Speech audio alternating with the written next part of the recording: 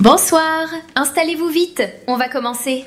Je m'appelle Elysia, je suis l'égérie virtuelle de l'opinion créée par Polaria. Vous vous souvenez de moi? J'étais là l'année dernière. Vous verrez, j'ai fait des progrès.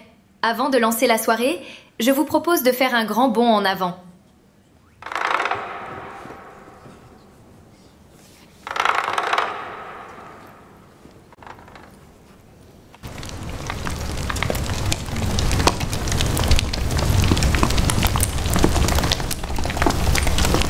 Début du XXIe siècle. Un siècle après le grand basculement, l'avènement de l'intelligence artificielle a relégué l'ancienne ère au rang de mythe.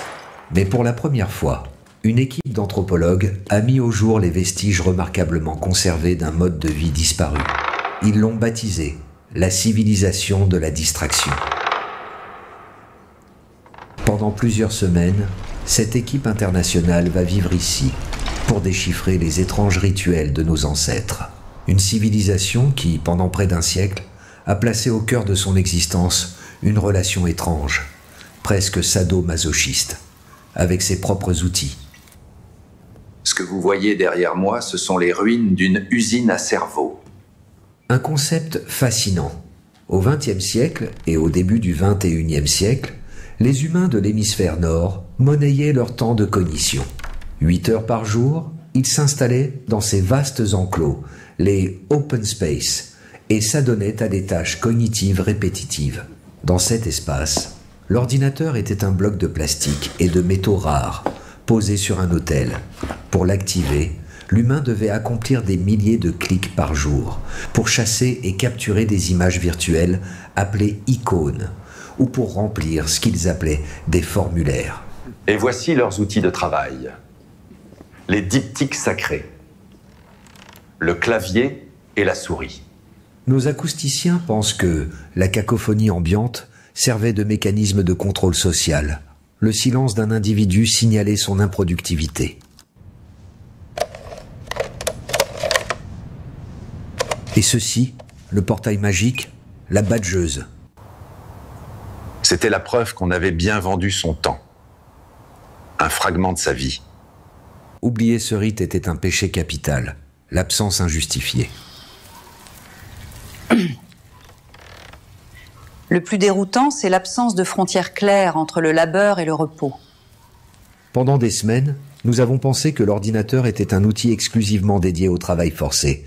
Et puis, nous avons trouvé ça, ici, dans l'espace de loisirs, pour se détendre. Après 8 heures à cliquer, ils rentraient chez eux et... faisaient exactement la même chose. C'est comme si un mineur de charbon du XIXe siècle passait ses soirées à creuser un trou dans son jardin pour le plaisir.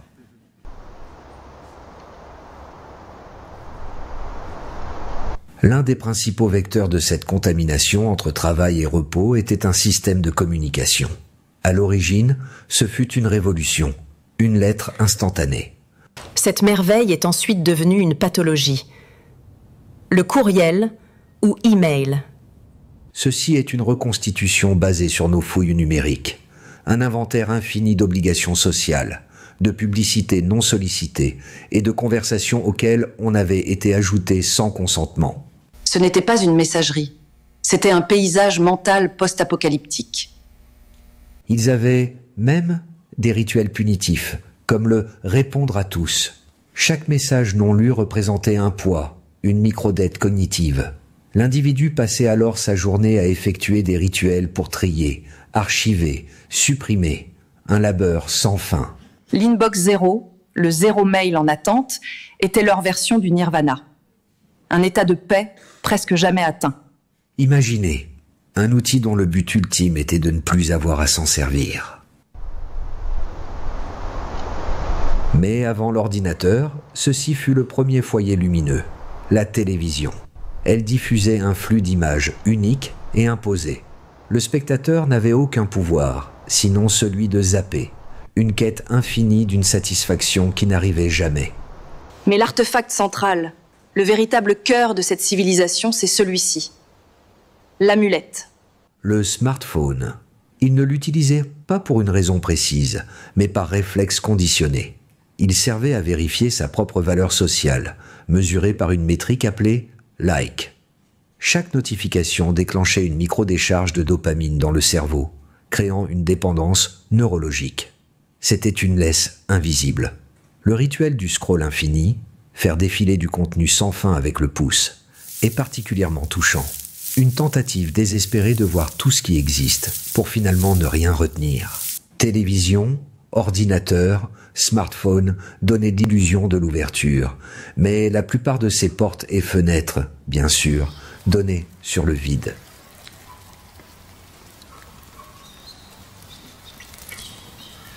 L'une des choses les plus difficiles à concevoir est la façon dont l'Homo distractus interagissait avec ces machines. Nos ancêtres n'avaient pas d'IA pour interagir avec la machine et ils devaient donc procéder manuellement. Ils ne pouvaient pas simplement dire « je veux des chaussettes chaudes ». Non, ils devaient se soumettre à une quête harassante. D'abord, trouver le bon champ de recherche. Ensuite, naviguer dans une hiérarchie de l'information illogique, conçue non pour l'aider, mais pour le retenir. Chaque clic était un pari, un acte de foi dans le dogme du clic. Et puis venait l'épreuve finale, le formulaire. Ils devaient méticuleusement remplir une série de cases, accepter des conditions jamais lues. Leur monde numérique n'était pas libre, mais un immense parcours d'obstacles.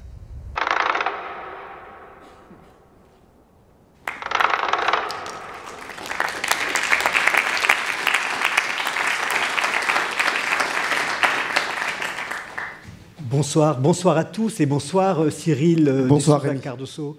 Tu es le tu es le CEO de Polaria, qui est une belle entreprise de l'intelligence artificielle française, qui est aussi le partenaire de l'Opinion. Et donc on découvre ce soir que tu es aussi un grand réalisateur, parce que ce film que vous pouvez voir en intégralité, qui dure en fait 12 minutes, vous pouvez le voir sur YouTube, ce film, tu l'as fait tout seul grâce à l'IA. Exactement, l'objectif c'était, alors chez Polaria, notre objectif c'est justement d'acculturer le plus grand nombre, de montrer toujours l'état de l'art un peu technologique. Je ne m'attendais pas à devenir effectivement un réalisateur, c'était pas dans cet objectif-là en tout cas qu'on l'a produit.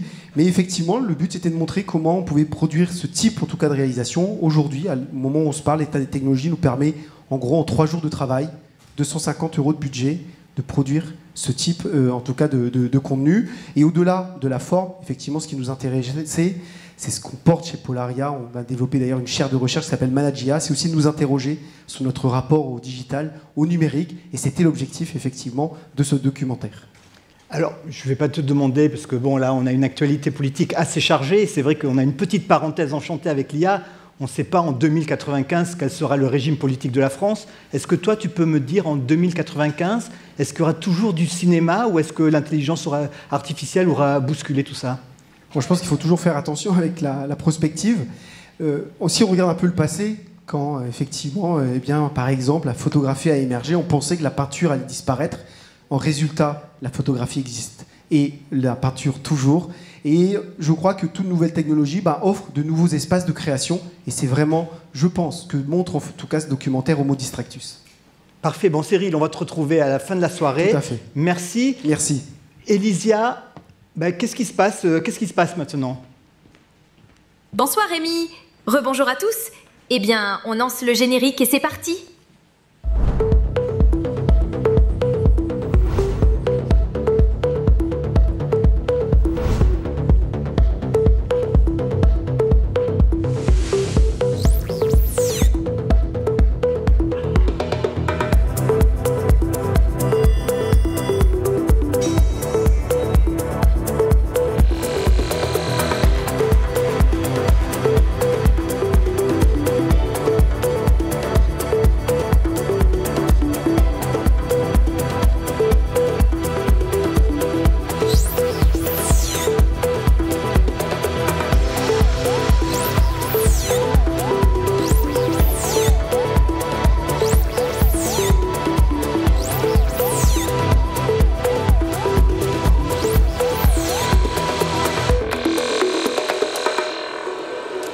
Eh bien voilà, le générique est lancé. Bonjour à tous, je suis ravi de vous retrouver ou de vous rencontrer pour la première fois ce soir pour cette Odyssée de l'IA, qui est l'événement créé par l'Opinion pour parler de l'intelligence artificielle.